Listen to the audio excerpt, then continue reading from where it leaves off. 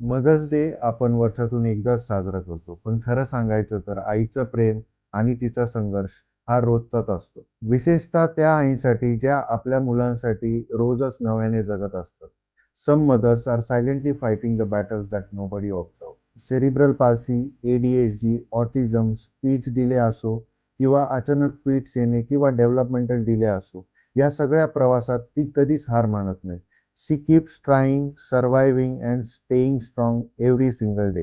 रात्री झोप न घेता मुलाची काळजी घेणं, थेरपीला घेऊन जाणं आणि त्यांच्या छोट्या छोट्या प्रोग्रेसमध्येही आनंद शोधणं. Because only a mother can love this unconditional. कधी कधी पॅरेंट्सला वाटतं की थोडं मोठं झालं की सगळं ठीक होईल.